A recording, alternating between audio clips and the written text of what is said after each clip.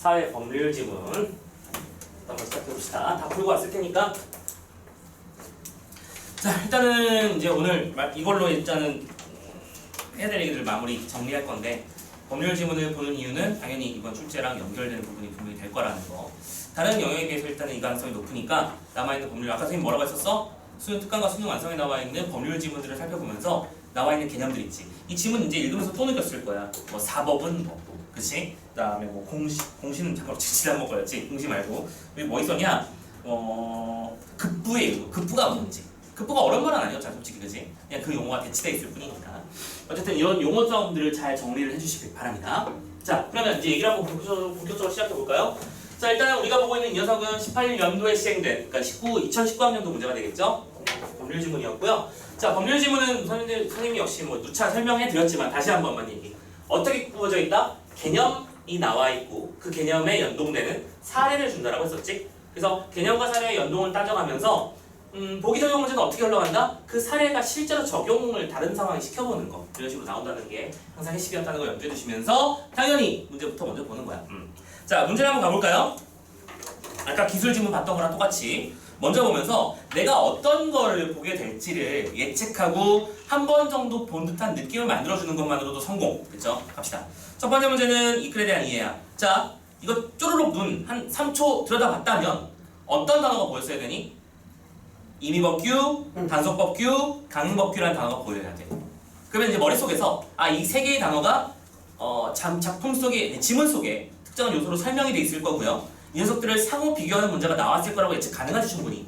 그럼 당연히 지문 속에 임의법규가 뭔지 모르겠지만 임의법규와 관련된 내용이 정리돼 있을 거고 사례가 나와 있을 거고, 그 패턴으로 가시면 되는 거야. 됐죠? 예측됐지? 두 번째 문제 갑니다. 윗글을 참고할 때 A에 제시된 물음에 대해서 답해봅시다. 참고로 보통 이렇게 A로 묶음을 준 다음에 그 묶음에 대한 해결되는 내용들을 연결하는 문제들을 보면 보통 그 단락에서 문제를 풀 수 있죠. 근데 이 녀석은 특이점이 첫 번째 단락에 A가 묶여있는 것만 살짝 눈을 보고 오는 거야. 그러면 첫 번째 단락은 항상 뭐였죠? 화제 제기 단락이었죠. 그러므로 이 녀석은 A 단락과 연동해서 조금만 더 읽다 보면 문제가 풀리겠구나 생각하고 한 두 단락 읽고 풀면 되겠지라고 하는 전략을 세우는 게 힘이 되는 거야. 다만 이때 선택지 보기 안의 내용을 보면 그거 되니? 묶음 만들어지는 거 되니? 쌤이 선택지를 보면서 묶음을 먼저 만들어 놓고 가라고 했었지. 이 녀석의 묶음은 뭐야? 기역, 니은과 디귿, 리을 묶음이었을 거야. 오케이, 꺼덕이네요. 그쵸? 이 기역, 니은은 왜 묶이는 거야? 수선에 관한 내용이 없으면 이게 왜 구분되는지 몰라도 돼. 하지만 수선 내용이 계약서에 없다, 계약서에 있다라고 하는 상황을 각각 가정해 놓고 없을 때는 두 가지를 설명하고 있을 때 두 가지 설명해서 맞는 것만 골라보자라고 했잖아. 지문 속에서 그러면 계약서 안에 설명 내용이 어떤 구체적인 내용이 있는지 없는지를 가지고 구분해서 비교하는 이해구나. 차이점 문제구나. 파악하시면 되는 거죠. 됐죠? 세 번째 문제 넘어갑니다. 자, 기역과 니은의 공통적으로 적절한 것. 참고로 우리 최근에 봤던 그 구모평에서 나왔던 뭐였지? 점유, 소유 그 지문에서도 기역, 니은, 디귿을 이해해서 비교하는 문제 나왔냐 안 나왔냐? 나오죠? 특정 핵심 개념들을 비교하는 문제일 거야. 자, 기역, 니은을 살짝 눈으로 찍고 와봐. 기역에 한 줄, 그러니까 한 구절이 나와 있고 니은에 한 구절이 나와 있지. 구절간의 특성을 비교하는 문제일 텐데 아주 높은 확률로 뭐가 될 거라고 우리는 예측할 수 있어? 특정 개념에 대한 비교 작업이 될 거야. 그치? 자, 염두에 두시면 되겠습니다. 참고로 선택지 안에서 나오는 단어들도 받으면 좋죠. 법적 불이익, 급부의 의무, 인정 여부, 이익의 반환, 효력의 부정, 그 다음에 뭐 내용의 결정, 이런 식의 말들이 나와 있을 거야. 그 단어를 본 것만으로도 우리는 선택지 지문을 읽다가 효력이 부정된다고? 이거 선택지 나왔었는데? 떠올려줘요. 다음 문제 넘어가 볼게요. 윗글을 참고할 때 보기에 대해서 반응하라 라고 되어 있고요. 참고로 이 문제가 역시 오답률은 1위를 찍었죠. 보시면 첫 번째 문장 정도만 읽으라고 했었죠, 선생님이. 봐봐. 농지를 빌리려는 A가 있고 농지 주인인 B가 있대요. 농지를 용도에 맞지 않게 사용하는 것에 합의하여 농지 임대차 계약을 체결했답니다. 아직 뭔지 모르겠죠. 물론대로 냅둬. 괜찮아. 진짜 괜찮아. 하지만 중요한 건 뭔가 용도에 맞지 않는 상황에 대해서 계약 체결이 된 상황이라는 거. 그럼 지문 속에서도 원래 하면 안 되는 일인데 계약이 체결됐을 때 어떻게 되는가를 따질 수 있는 그런 문제가 되겠구나 라고 판단하시고, 선택지의 내용들도 역시 살짝 눈으로 스캔, 사법에 적용을 받는지를 따져야 되고요. 임대차 계약의 효력을 따져야 되고요. 됐습니까? 단어들만 봐두자. 그리고 이 단어를 보면서 느낌이 오셔야죠. 이 문제도 역시 정보의 형성 문제가 되겠구나 판단하시면 되겠습니다. 됐죠? 자, 마지막 문제. 문맥상 의미가 A와 가장 가까운 것. 자, 아니나 다를까 단어 문제, 그치? 유의어 문제 나왔고요. 이런 유의어 문제 어떻게 풀라고? 지문을 읽어봤더니 할만해. 그러면 따로 뜯어서 지문과 별개로 뜯어서 풀어내시고요. 아니지, 미안, 잘못 말했어. 풀어봤는데 지문 읽다가 나오면 풀어버리고 그냥 넘겨버리세요. 그리고 지문을 읽는 게 조금 어려워. 뭔 소리인지 따라가는 게 좀 복잡해 보여. 라고 하면 그때는 아예 읽는 거 신경 쓰지 말고 풀어놓고 마지막에 따로 시간을 내도록 하자. 되셨죠? 자, 뭐 디테일하게 이런 문제를 풀 때 하는 방법에 대한 뭐 이게 서술어 문제인지 한자어 문제인지에 따라서 어떻게 푸는지 방식에 대한 얘기들은 기존에 다 했던 바가 있으니까 굳이 지금은 설명하지 않을게요. 자, 어쨌든 그럼 지문 분석 한번 해보러 가봅시다. 그리고 지금 이 타이밍쯤 선생님이 지금까지 말씀드린 내용은 이렇게 말로 하니까 길어졌지 실은 몇 초 안에? 한 1, 20초? 안에 다 끝나야 되는 일이야 이거. 읽으면서 저 머릿속에 정리가 돼야 돼. 이거는 법률 지문이고 임의법규, 강행법규, 단속법규 같은 그런 단어들이 등장했고 효력이나 뭐 발생 여부 이런 것들이 서로 차이가 있을 거고 이것들을 비교하는 게 핵심이겠구나. 첫 번째 단락과 두 번째 단락을 읽고는 두 번째 문제를 풀면 되겠고 각각의 특징이 정리되고 나면 첫 번째 문제를 풀면 되겠고 이런 식으로 푸는 순서까지 전략을 세우시는 거야. 아시겠죠? 그 상태에서 이제 접근해보는 거야. 가자. 첫 번째 단락부터 봅시다. 이렇게 돼 있죠? A로 묶여 있습니다. 사무실의 방충망이 낡아서 파손되었다면 세입자와 사무실을 빌려준 건물주 중 누가 고쳐야 될까? 참고로 이것도 소유점이랑 비슷한 개념 아니냐? 그치? 그거랑 똑같잖아. 물론 소유점유는 그건 부동산 개념이기 때문에 그치? 조금 다르게 접근해야 되는 게 맞겠지만 자, 상식적으로 누가 고쳐주는 게 맞다? 뒤에 나와 있었잖아. 이 경우 민법전의 법조문에 의하면 임대인인, 그러니까 빌려준 사람인 건물주가 수선할 의무를 집니다. 원래는 그거야. 이건 뭐야? 법률상으로는 자, 방충망 수선이야. 임대인이 있고 그 다음에 임차인이 있어. 참고로 이런 단어 정도는 자연스럽게 나와주면 좋지. 이게 기본적으로 여러분들이 문법 아니 뭐냐 독서지문 공부를 했다면 당연히 나와야 되는 개념들의 용어야. 임대인은 빌려준 사람을 말하는 거고 임차인은 빌린 사람을 말하는 거지. 그치? 자, 둘 중에 원래 이쪽은 민법에 따라서 수선의 의무를 지닌 거야. 알겠지? 그러니까 선생님이 이 건물의 주인인데 얘가 주인인데 선생님한테 강의실을 1년 동안 쓰도록 허락했어요. 그런데 쓰고 있는데 저기 뭐 문틀이 막 삐그덕삐덕거리고 고장나기 시작했어요.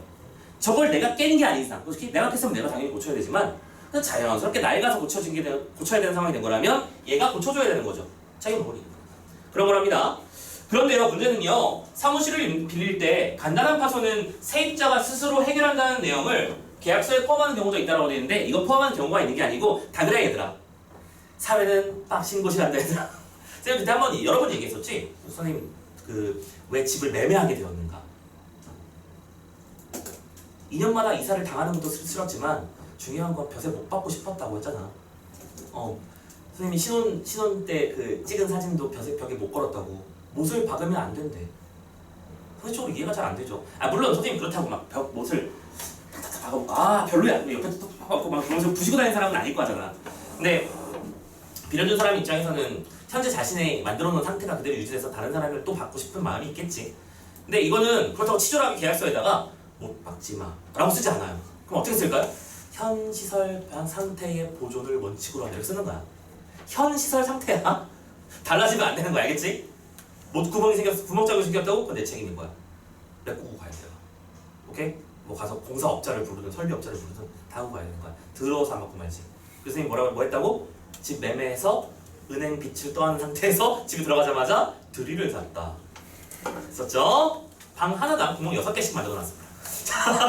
그러면 이 방은 타공판을 걸면 좋을 것 같아. 타공판 다 걸어놓고 여기는 액자를 2개 걸도록 하지. 딱딱 걸어놓고요. 거기다 시원해. 아무튼간에 그래요. 실제는 안 그런데 어쨌든 계약서에 포함하는 경우가 있다는 거야. 됐지? 그래서 다 정리됐어. 이처럼 법률의 규정과 개혁의 내용이 어긋날 때 어떤 것이 우선 적용되어야 하는가? 우선 적용의 문제. 또 두 번째, 잘못되었으면 즉 법률의 내용과 잘못된 거잖아. 그치? 하지 말라고 한 건데 한 거잖아. 근데 그게 계약서의 내용이 있어. 그렇게 하면 법적 불이익은 있는지 여부에 따라서 이 두 개를 나눈대요. 됐습니까? 자, 그러면 진짜 얘기는 다음 단락부터 시작될 거야. 그치? 그리고 그 다음 단락을 읽고 나면 우리는 두 번째 문제를 풀 수 있을 거라고 예측 가능합니다. 됐습니까? 같이. 사법은 하면서 누가 또 법률 지문 아니랄까봐 정의하고 시작하고 있지. 그치? 사법이라는 건 뭐냐면 개인과 개인 사이의 재산, 가족관계 등에 적용되는 법. 오케이? 개인 간에 적용되는 법을 사법이라고 부른답니다. 그러면서 이 법의 영역에서는 계약 자유의 원칙이 적용된대요. 뭐라고요? 계약 자유의 원칙. 개념이죠? 설명했겠니 안 했겠니? 했겠지. 간다. 계약의 구체적인 내용 결정들은 등은 당사자들 스스로 정할 수 있다는 것이다. 오케이? 당사자 스스로 내용을 결정할 수 있다는 거야. 이게 바로 계약 자유의 원칙. 따라서 결론. 당사자들이 사법에 속하는 법률의 규정과 어긋난 내용으로 계약을 체결한 경우에 계약 내용이 우선적입니다. 아, 결론이 나왔어요. 지금 뭐예요? 자, 이거 써볼까요? 여기다 씁시다. 기본적으로 계약의 내용이 우선 적용된다는 것을 A의 답으로 제시해 준 거야. 그치? 맞죠? 그리고 나서 그 다음 문장 뭐라고 돼 있어? 그래서 이처럼 정리. 법률상으로 규정되어 있더라도 당사자가 자유롭게 계약 내용을 정할 수 있는 법률 규정을 뭐라고 한다? 이거를 임의법규라고 한대. 내가 봐야 된다 나 나왔지. 오케이? 이걸 보고 뭐라고 한다고? 임의법규라고 부른다. 발음 정확하게 해야 돼요. 임의법규. 법규. 그래요. 자꾸 되뇌이면 이상해지죠? 법규. 자, 그래서 자, 계약 내용이 우선적용되는 사례를 말한대요. 좋아요. 그래서 사법은 원칙적으로 임의법규이기 때문에 사법으로 규정한 내용에 대해서 당사자들이 계약으로 달리 정하지 않았다면 원칙적으로 법률의 개정이 적용되는 거야. 위에서 본 임대인의 수선 의무 조항이 이해돼간다. 자, 그렇잖아. 예시를 결론적으로 든 셈이었지. 그렇지? 임대인 빌려준 사람의 수선 의무 조항이 이렇게 적용된다는 거야. 자, 한 단락 다 읽었죠? 됐습니까? 임의법규라는 건 이런 거야. 이런 식이지. 선생님의 손때가 묻은 이 핸드폰. 지금 이거 시중에 팔면은 10만 원도 못 받을 거야, 아마도. 그치? 근데 이게 국형쌤 거라고 너무 좋은 거라면서 효준이가 이걸 200에 사겠대. 200에 사겠대. 사기지 이거. 근데 본인끼리 좋으면 그래도 된다는 거야. 그래서 내가 200을 받고 핸드폰 줬어. 유용하게 잘 걸어놓도록 해. 이러면서 줬어요. 들어갔으면 이건 일반적으로 사기에 당하는 거지만, 그치? 그렇지만 이거는 당사자 스스로 나는 저게 좋아서 샀으니까 오케이 됐다는 겁니다. 알겠습니까? 자, 그러면 지금 몇 번 풀 수 있다고? 두 번째 문제 풀 수 있었잖아. 풀러가야지. 자, 그리고 우리는 이미 심지어 묶어놨지. 우리는 이거 설명할 수 있어. 자, 기업과 이혼 설명 볼게. 두 녀석의 공통점은 뭐라고요? 방충망 수선에 관한 내용이 없어요. 내용이 없으면 누가 수선해야 돼? 민법에 따라, 원래 법조항에 따라 임대인이 수선해야 돼. 가봅시다. 관한 내용이, 미안해 얘들아 미안해. 근데 지금 당장 풀면 원래는 안 돼. 왜냐면 요 다음에 여기 앞에 보면 조금만 더 볼게. 미안해. 너무 또 서둘렀어. 자, 그러나 법률로 정해진 내용과 어긋나게 계약을 하면 당사자들에게 벌금이나 과태료 같은 법적 불이익이 있거나 계약의 효력이 부정되는 예외적인 경우도 있대요. 그러면 지금 요즘 문제 특징이 이거잖아. 이 말에 숨어있는 특징을 찾아봐. 이 말이 숨겨놓은 내용은 이거는 원래 3단락에 나온 내용이지만 여기다 집어넣게. 그렇지? 근데 이 녀석의 특징은 뭐냐면 계약의 내용이 우선 적용돼. 우선 적용 여부 따졌잖아. 근데 그 얘기가 빠졌지. 법적 불이익이 있는지 여부가 빠졌지. 근데 그 얘기는 그런데 이거는 예외적으로 있는 게 있어 라고 말했어. 그러면 원칙적으로 여기에는 법적 불이익이 있다는 얘기 없다는 얘기야. 그렇지. 이걸 보는 게 고급진 기술인 거야. 알겠지? 오케이. 이쪽은 계약 내용이 우선 적용되고 플러스 법적 불이익은 없는 거예요 라고 말하는 내용이 숨어있는 겁니다. 그걸 염두에 두고 갑시다. 됐죠? 자, 이제 다시 진짜 문제, 두 번째 문제로 가볼게. 봐봐. 자, 수선에 관한 내용이 없으면 건물주가 수선 의무를 지고, 맞죠? 건물을 가진 사람, 소유주, 임대인이죠. 그리고 이 문제도 또 봐. 임대인이란 단어를 숨기려고 건물주라는 단어로 바꾸는 거 보이시죠? 문제들은 기본적으로 너희들이 그냥 있는 그대로 갖다 놓고 푸는 거를 조금 지향하기 위해서 지문 속에 나와 있는 단어를 다른 단어로 바꾼다 말씀드렸습니다. 그죠? 똑같은 얘기인 거야. 건물주가 여기서 임대인이잖아. 그래서 의무를 지고 수선 의무를 계약에 포함하지 않은 것에 대한 법적 불이익은 당연히 누구한테도 없죠. 기억 맞죠? 오케이. 근데 니은 보세요. 법적 불이익을 받는다라고 끝나는 거 보이시죠? 땡이지 그러면.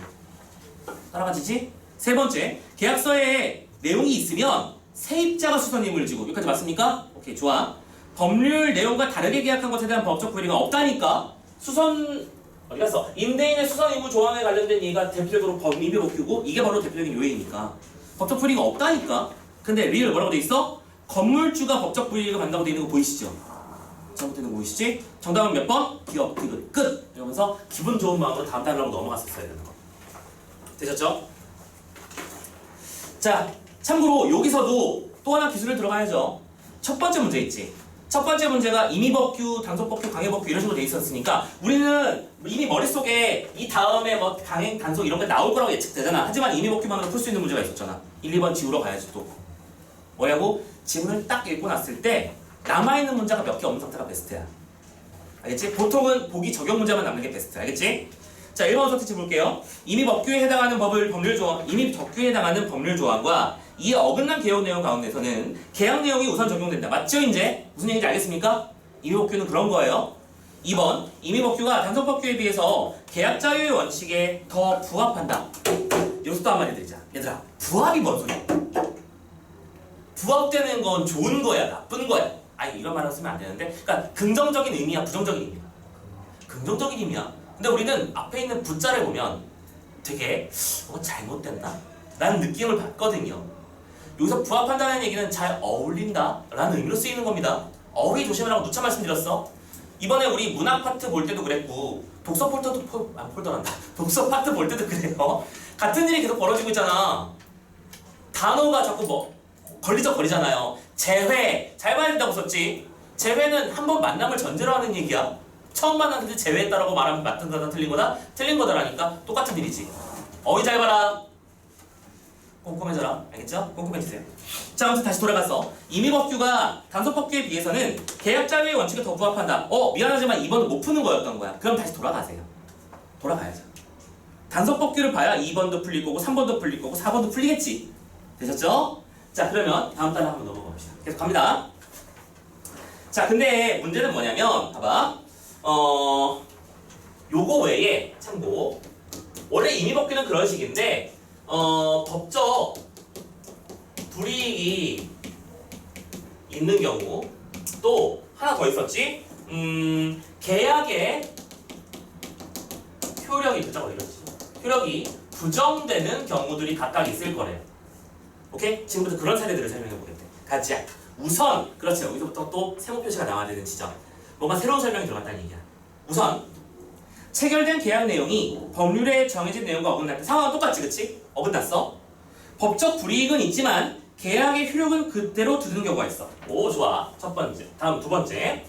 노란색으로 쓸까? 자, 법적 불이익은 있지만 계약의 효력은 인정되는 경우가 있대요. 이에 해당하는 법조문을 뭐라고 부른다? 떴네요. 단속법규. 오케이. 이번엔 단속법규. 네모 쳐드릴게요. 오케이. 단속법규는 이거야. 이거랑 달리야. 그럼 뭐가 다른 건데? 똑같이 그러면 잡아. 머릿속에서 공통점과 차이점이 만들어져야 되지. 이 두 녀석의 공통점은 계약의 효력은 인정된다는 거야. 차이점은 얘는 불이익이 없는데 얘는 불이익이 있는 거지. 그리고 머릿속에 세 번째 것도 자연스럽게 만들어지지 않냐 이제? 세 번째 건 법적 불이익도 있고 심지어 계약의 효력도 부정당하는 경우겠지. 이렇게 따라올 수 있으면 성공적으로 지문을 읽고 있는 거야. 갑시다. 자, 공인중개사가 자신이 소유한 부동산을 고객에게 직접 파는 것을 금지하는 규정은 단속법규에 해당한다. 예문도 드러났네. 공인중개사가 자신의 토지나 건물 같은 것들을 자신의 소유 대상을 자신의 소유한 부동산을 직접 판매하는 경우가 여기에 속하는 거예요. 또 예문 들어줬잖아. 그럼 참고로 한번 생각해보자. 왜 이건 안 되는 걸까? 왜 벌금을 매길까? 야, 부동산 업자는 국가로부터 본인받은 즉 선생님이 그때 얘기했었죠. 아니 우리 지난번에 부모평 때 얘기했었잖아. 부동산 같은 경우에는 국가에서 관리하는 대상이 된다고. 한 개인에게 중요한 어떤 사회적 존재의 요건에 해당하는 거니까, 그치?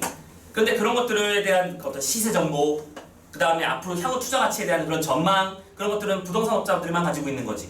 근데 그거에 자신의 우월적 지위를 이용해서 다른 사람을 푸시해버리는 거는 인정한데 해준다 못해준다? 못해준다는 거야.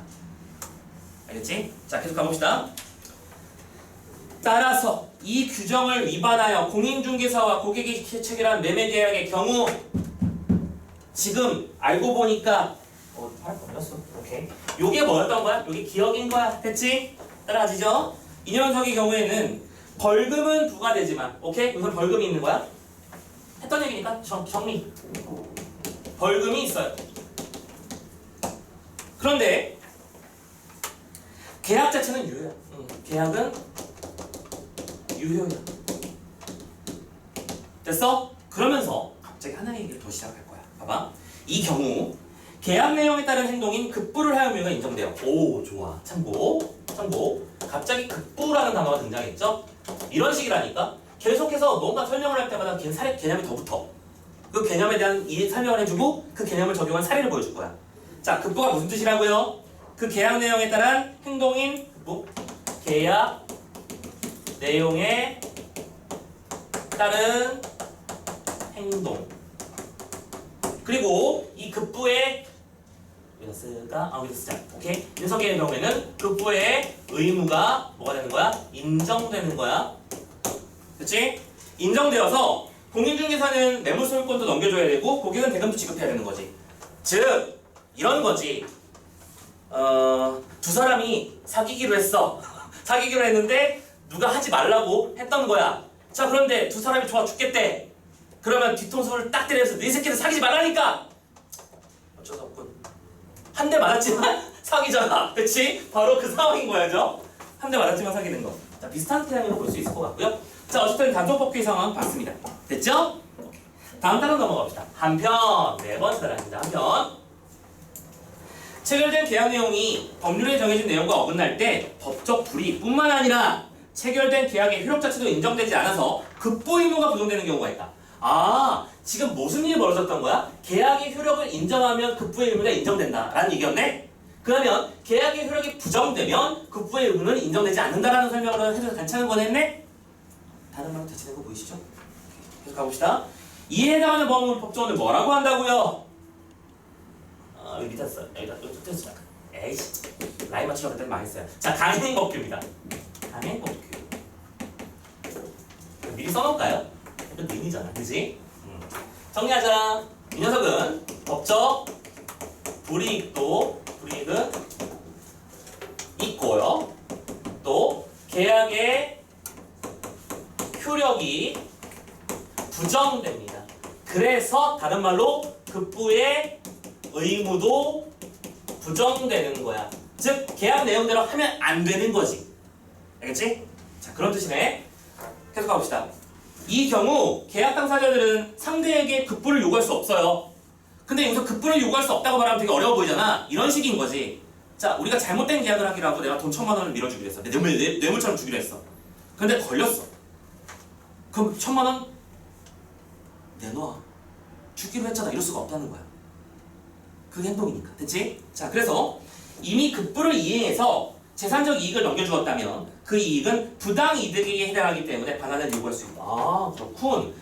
또 새로운 개념이 추가됐지. 오케이? 그래서 이걸 뭐라고 한다고요? 부당이득이라고 하고 그냥 써버릴게. 부당이득에 대한 반환 청구권이 이 강행법규에서는 있는 거 없는 거야? 있는 거야. 계속 있다 없다로 지금 비교되고 있는 거 보이시죠? 돌려도 라고 할 수 있다는 겁니다. 됐죠? 즉 부당이득 반환 청구권이 인정된다. 의사 아닌 사람의 의료기관 동업을 금지하는 법률은 강행법규입니다. 예문도 들어줬죠. 똑같은 패턴이잖아. 의사와 비의사 간의 동업이 바로 여기에 해당하는 예문이에요. 참고로 이거는 우리가 잘못 생각하면 안 되는 게 내 친구가 내 절친이 의사야. 얘가 수재야. 겁내 잘해. 근데 큰 병원에서 너무 돈 못 받아서 고생하고 있는 것 같아. 나 돈 많아. 야, 너 나랑 동업하자. 내가 돈 대줄게. 병원 차려. 됐어? 이거 불법이라는 겁니다. 병원을 차리려면 자기 돈으로 해야 됩니다. 알겠죠? 오케이? 물론 직업이 의사기 때문에 대출은 빵빵 나오겠죠. 큰돈 벌 수 있으니까. 그러니까 그런 경우는 그러니까 이렇게 대주는 경우는 없지만 참고로 지금 이런 경우라면 내가 이 친구의 의료행위에 태클을 걸거나 돈의 권력을 이용해서 잘못된 일을 시킬 수 있겠지. 그렇기 때문에 이건 나라에서 아예 금지해버리는 거야. 자, 그럼 이런 식으로 서로 거래를 했다면 어떤 일이 벌어지는 거야? 너희 새끼들 그거 하지 말라니까 하면서 나라가 벌금도 때리고요. 두 사람 계약 원래대로 다 복구시켜. 오케이? 그러니까 뭐가 되는 거? 반환 청구권이 되는 거지. 나는 이 사람한테 돈 빌려줬던 돈 다시 받아야 돼. 반환 청구권 있어요. 됐죠? 이해됐습니까? 그리고 이 친구는 나한테 뭘 줬을까요? 실제로는 의사 면허증을 빌려줬겠죠. 그래야 차릴 수 있으니까. 그런 되는 거야. 다시 원래대로 돌려줘야 돼. 됐죠? 자, 계속 갑시다. 다만 계약에 따라 이미 동업자금을 건넸다면 이 돈을 반환하고 요구하는 것은 가능하지. 그건 되게 당연한 얘기 아니야. 뭐가 있거든? 반환 청구권이 있기 때문이겠지. 됐나요? 자, 지금 우리 단속법규와 강행법규를 봤습니다. 잠깐만, 다음 단락 넘어가기 전에 문제 풀고 가자. 아니다. 몇 개 안 남았으니까 두 단락밖에 안 남았으니까 그냥 끝내고 가자. 얘들아. 귀찮으니까. 한 번에 가자. 5번째 단락 갑니다. 그러나, 뭐가 이렇게 그러나가 많아. 자꾸 뭐가 추가되고 있어, 그지? 그러나 강행법규에 의해서 계약의 효력이 부정되었을 때 부당이득 반환 청구권조차 인정되지 않는 경우도 있대요. 자, 이거는 그럼 만들어 볼까? 이건 이거야. 봐봐. 법적 불이익이 있고요. 계약의 효력은 부정되는 데다가 심지어 반환 청구권도 없는 경우가 있는 거야. 됐지? 그런 경우가 있대. 언제냐? 급부의 내용이 위조 지폐 제작처럼 비도덕적이거나 반사회적 행동이라면, 이건 이름을 붙여주진 않았는데 뭐야? 다시 급부의 내용이, 급부가 이퀄 비도덕적이고 반사회적 인 경우라면 이렇게 되는 거래요. 예문은 뭐라고요? 예문 위조 지폐 제작. 우리가 흔히 뭐 그 갱스터 영화에서 많이 보는 그런 패턴이잖아. 마약 거래 같은 거. 생각해봐. 마약을 내가 안 사봐서 얼마인지 몰라서 대충 1g에 1000만 원 한다고 치자. 그냥 대충 1g에 1000만 원이야. 그래서 1g을 주고 되게 비싸대. 요만큼밖에 안 되는데 되게 비싸대. 아무튼 1g에 1000만 원 주는 계약을 떨었습니다. 자, 봐봐. 맞지? 법률의 규정과 계약의 내용이 어긋났지? 마약은 거래하지 하는 것이 금지되어 있는 법률. 하지만 우리 둘의 계약은 인정됐어. 야, 그런 상황에서 계약자의 원칙을 적용하면 냅둬야 되는 거잖아. 이거 안 되는 거지. 그래서 이런 경우는 어떻게 한다고요? 너희 새끼 벌금 정도로 끝나는 것도 아니죠. 이거는 형사처벌을 받게 되겠죠. 오케이? 계약의 효력은 부정되겠지. 하면 안 되는 거고, 심지어 반환 청구권도 없어. 내가 예를 들어 돈 1000만 원을 먼저 입금했어. 나한테 1g을 줘야 되는데 거래 현장에서 발각된 거야. 그러면 감옥 가가지고 야, 그 1000만 원 내놔! 이럴 수 없다고. 뺏기는 거겠지, 당연히. 자, 그래서 이런 경우에면 계약의 효력이 인정되지 않을 뿐만 아니라 이미 넘겨준 이익을 돌려받을 권리도 당연히 부정되는 것이 바로 이런 원칙인 거죠. 그렇죠? 자, 그래서 마지막 단락 5단락, 6단락이야. 이제 정리를 들어갔어요. 참고로 이 지문 전체에 만약에 서술상 특징을 묻는 문제가 있었다면 이쯤에서 우리는 이제 머릿속에 구조도가 딱 그려졌겠죠. 오케이? 뭔가 다음 단계로 넘어갈 때마다 새로운 개념들을 하나씩 더 추가해가면서 그런데 이런 경우가 또 있음. 그런데 이런 경우가 또 있으면서 경우의 수를 늘려가고 있다는 거 특징을 보시면 돼. 자, 국가가 개인 간의 계약에 개입하는 것은 국가 안보, 사회 질서, 공공복리 등의 정당한 입법 목적을 달성하기 위해서이다. 오케이, 좋아. 국가가 개인 간 거래에 뛰어드는 개입하는 경우는 언제? 공공의 이익을 위해서. 일 때. 오케이? 반사회적으로 하면 안 되는 행동, 이런 것들. 총기 거래, 마약 밀수 뭐 이런 거 있잖아. 안 된다는 거지. 그래서 이 경우 계약의 자유를 제한하는 거야. 계약의 자유는 기본적인 원칙이라니까. 그래서 이걸 제한하기 위해서는 필요한 만큼 최소로 제한해야 된다는 비례 원칙이 적용된다는 거야. 요걸 정리하자면 비례의 원칙이라고 부른다는 거지. 왜 비례의 원칙이라고 불렀을까요? 원만하면 내가 개입하고 싶지 않은데 이 중에서 이 새끼도 나쁘니까 너 그러면 안 되는 거야. 하지 마. 하지 말라고 했다. 그래서 벌금 때려. 근데 이건 너 진짜 하면 안 되는 행동이야. 넌 다 따라와. 감옥 가자. 이렇게 빼내는 거. 웬만하면 냅둬주지만 잘못된 것만 찍어서 이렇게 딱 빼내는 거. 이걸 뭐라고 한다고? 비례 원칙이라고 하는 거지. 정도에 따라서 개입한다. 됐죠? 이렇게 해서 적용되는 거고요. 이로 인해 국가가 계약 당사자들에게 미치는 영향이 다양하게 나타나는 거겠죠. 됐습니까? 지금 다 봤죠? 자, 선생님이랑 천천히 정리했으니까 이제 당연하고 문제들은 당연하게 풀릴 거라고 판단됩니다. 그죠? 천천히 보면 누구나 다 풀 수 있다는 게. 가자. 자, 첫 번째 문제부터 봅시다. 2번 아까 봤었잖아. 임의법규가 단속법규에 비해서 계약자의 원칙을 더 부합합니다. 계약자라고 하는 건 냅두는 거잖아. 법적 불이익을 주면 계약자의 원칙이 더 침해된 거고, 계약의 효력이 부정되는 것은 더 심각한 침해라고 볼 수 있겠지. 근데 이거 2번 맞는 얘기입니까? 그러니까 맞죠? 임의법규가 더 자유로운 쪽이니까요. 3번 단속법규로 국가가 개인 간의 계약에 개입할 때에는 비례 원칙이 적용된 거잖아. 이 모든 것이 비례 원칙 때문이었던 거잖아. 3번이 답이지. 그리고 여러분들은 지문 다 읽고 3번 맞는 얘기야 하고 간단히 이렇게 찍고 넘어갈 수 있어야 돼.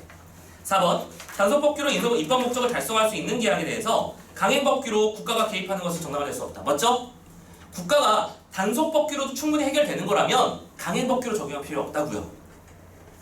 5번 강행법규를 위반한 계약일 때 급부의 내용에 따라 부당이득 반환 청구권의 인정 여부가 달라집니다. 됐죠? 요거 어디 갔어? 요거랑 요거 언제?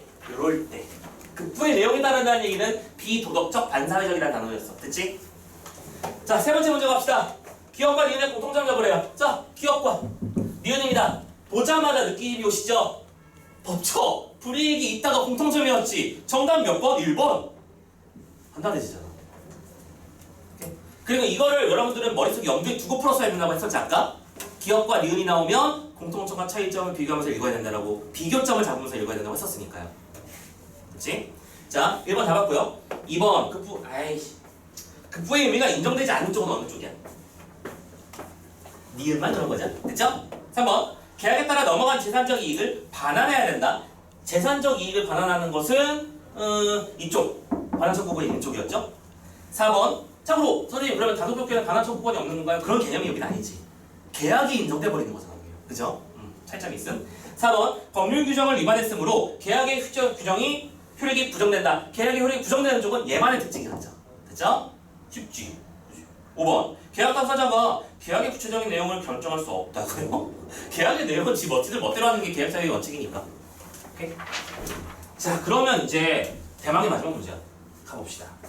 자, 상업 하나 한번 들어가 봅시다. 보통 이런 문제들을 풀 때 어떤 일이 벌어졌는지 우리는 대충 느낌으로 많이 풀어봐서 알아. 지문을 읽다 보면 특정한 사례가 등장할 거고 그 사례 안에 지문 속에 어떤 요소들의 상황이 대입돼 있을 거야. 그걸 보고 그게 이 상황이니까 이렇게 가는 거지. 읽어볼게. 자, 상업 하나 들어가 보자. 농지를 빌리려는 A가 있고 농지의 주인이 B가 있습니다. 그리고 참고로 니들 이거 아는지 모르겠는데 우리나라 토지법에 따르자면 각 그 토지든 땅은 목적이 정해져 있어. 그래서 그 용도에 어긋나게 하면 안 되는 거야. 우리가 흔히 선생님들 옛날에 무식할 때는 어떻게 생각을 했었냐면 돈을 열심히 벌어가지고 저 지방 어딘가에 그치? 허름한 땅 사서 거기다 집 짓고 살면 좋겠다고 생각했어요. 그거 마음대로 되는 게 아니다. 예를 들어 보통 우리가 뭐 산을 샀어. 그러면 임야지 임업지야. 그러면 거기서는 나무를 기르고 자르는 행위 이상 하면 불법이야. 내 땅인데 내 집 못 짓는 겁니다. 아시겠죠? 문제지 않겠습니까? 오케이? 거주시설이 인가를 받으려면 그것도 주택 용지가 만들어져야 돼. 근데 주택 용지를 만드는 거는 보통 일이 아니래요. 오케이? 해줄 얘기가 많지만 일단 이건 여기의 핵심은 아니니까 어쨌든 농지가 있대요. 자, 주인이 A형이야 B형이야? 빌리려는 A, 농지 주인은 오케이. 주인인 B가 있어요. 그리고 임차인 A가 있어요. 됐죠? 지금 이 사람이 임대인입니다. 맞습니까? 네. 임대차 계약서를 썼겠죠? 가봅시다. 근데 문제는 뭐냐면 농지를 용도에 맞지 않게 사용하는 것을 합의해서 농지 임대차 계약을 체결한 거죠. 그럼 뭐야? 이쪽은 농지인데 이 녀석은 뭐 여기다 뭘 지을까? 뭐 지으면 좋겠니? 농지인데 과수원을 지었다고 쳐보자. 넓은 번역에서 같을 것 같지? 다릅니다. 과수원은 용지하고 그러니까 밭하고 논하고 이런 다 달라요. 농지에서는 논농사만 짓는 거예요. 어쨌든 간에 그리고는 A는 B에게 농지 사용료를 지불했고 1년간 농지를 사용했습니다. 오케이? 자, 계약이 이루어졌습니다. 근데 그 계약의 내용이 무슨 상황인 거야? 법률과 어긋나 있지. 됐죠? 그러면 우리는 따져봐야 돼. 이게 임의법규 상황인가 단속법규 상황인가 강행법규 상황인가. 됐습니까? 그리고 여기에 대해서 판결이 나왔대요. 판결 들어가자. 하나씩 가자. 1번. 첫째, 법률을 위반해서 농지를 빌려준 사람에게는 벌금이 부과된다. 자, 벌금이라는 단어를 우리가 알고 있는 단어로 바꿀까요? 법적 불이익이 있는 거죠. 뭔가요? 그러면 이 말을 우리가 하는 단어로 바꿔봐. 이거는 임의법규 상황이 인이 아닌. 나름대로 라임 쩔었는데 아무도 안 하잖아. 와. 미안해. 자, 아무튼 간에. 이번. 자, 이 사건의 농지 임대차 계약은 농지법을 위반한 것이므로 무효이다. 자, 계약의 효력이 어떻게 된 거야? 무효래. 다른 말로 바꿔봐. 부정된 거지. 계약의 효력이 부정됐대요. 떴다. 결정 났어. 이미 여기서 이건 무슨 상황인 거야? 강행법규의 상황이야. 그럼 여기에 준해서 상황들이 적용되겠지. 좀만 더 읽을게. 셋째, 농지를 빌려준 사람은 받은 사용료를 반환해야 되고, 자, 빌려준 사람은 이쪽은 이쪽에게 서로 이거 서로야. 한쪽은 사용료를 반환해야 되고, 또 네 번째, 나머지 한쪽은 농지를 빌려 써서 얻은 이익을 반환해야 돼. 서로 각자 뭐 해야 되는 거야? 반환해야 되는 거야. 그러면 이건 무슨 상황인 거니? 반환 청구권이 있는 상황이죠. 그러니까 여기로 안 넘어가는 상황이잖아. 만약에 이 네 번째 조항이 없었다면 이게 4번 아니면 5번 상황이 돼버리기 때문에 문제를 못 풀게 돼버리는 거야. 그래서 그래. 알겠죠? 자, 정리. 그래서 3번 상황과 4번 상황의 종합을 통해서 이거는 반환 청구권이 반환 청구가 인정된 상태 됐습니까? 자, 이 모든 말을 우리가 알고 있는 단어로 바꾼다면 강행법규의 상황이야. 그러면 이제 강행법규의 상황에 대해서 설설한 문제 되는 거지. 선택지 보자. 1번. A와 B가 농지 임대차 계약을 체결할 때에는 사법의 적용을 받겠죠. 지금 우리가 보고 있는 게 기본적으로 사법의 적용이잖아. 사법의 정의가 뭔데? 개인과 개인 사이의 계약이잖아. 두 번째, B에게 벌금을 부과하는 것은 효력을 인정하지 않기 때문이야. 그건 아니지. 효력을 인정할 수 없어서 지금 뭐 벌금을 주는 게 아니라 원로 따로 적용되는 사건. 사건? 개념이라고 생각하면 되겠지. 세 번째, B에게 벌금을 부과하는 것만으로는 이 계약의 내용을 규제하는 법률의 입법 목적을 실현한다는 개념 우리 6번째 단락에서 봤었지, 그지? 그럴 수 없기 때문에 그걸 고려해서 계약 자체를 무효로 원래대로 돌려놔 라고 해놓은 거야. 되셨죠? 자, 정답은 몇 번? 3번 나왔습니다. 됐죠? 3점짜리 치고는 지문의 이해만 됐으면 쉽게 풀 수 있는 문제이긴 했어요. 4번 봅니다. A가 농지를 빌려 써서 얻은 이익을 B에게 반환하라고 판결했습니다. 맞죠? 이것은 급부의 내용이 비도덕적이거나 반사회적이라고 판결했으면 돌려주지 말라고 했겠지. 오히려 국가에서 몰수를 했겠죠. 마지막 5번. B가 A에게서 받은 사용료를 반환하라고 판결한 것은 사용료가 부당이득에 해당하지 않는다고 판단했기 때문이다. 아니죠. 부당이득으로 판단했기 때문에 원래대로 돌려놔라 라고 하는 게 부당이득 반환 청구. 되셨습니까? 정답은 3번이었고요. 문제는 이렇게 풀리는 거였고요. 26번 아니 마지막 문제 선생님 굳이 설명 안 해도 괜찮겠죠? 이 정도는 알아서 풀자 우리. 자, 고생했어요. 다 봤어요. 자, 그래서 오늘 우리는 전체 영역 중에서 일단은 문학을 제외하고 독서 파트 두 지문과 문법 파트를 봤습니다. 자, 정리하는 타임이니까 마지막으로 한 번만 더 강조 좀 할게요. 오늘 앞서 말씀드린 내용들의 작품에 준해서 정리 작업을 1번으로 해주시고 남은 다음 주에 보기 전까지는 그런 것들을 1차적으로 다 한 번씩 본 상태로 왔으면 좋겠어. 알겠지? 그 다음 주에도 선생님이 자료가 정리되는 대로 추가 정보를提供해드리겠습니다. 오케이? 두 번째, 독서 파트와 문법 파트, 특히 문법 파트는 개념 싸움 열심히 해주시고 독서 파트는 방금 봤던 법률 지문, 기술 지문 좀 집중해서 많이 풀어봐줬으면 좋겠어요. 아시겠죠? 방금 얘기했던 것들 꼭 기억에 살려주시고요. 자, 어쨌든 오늘도 고생 많이 하셨습니다. 빠이!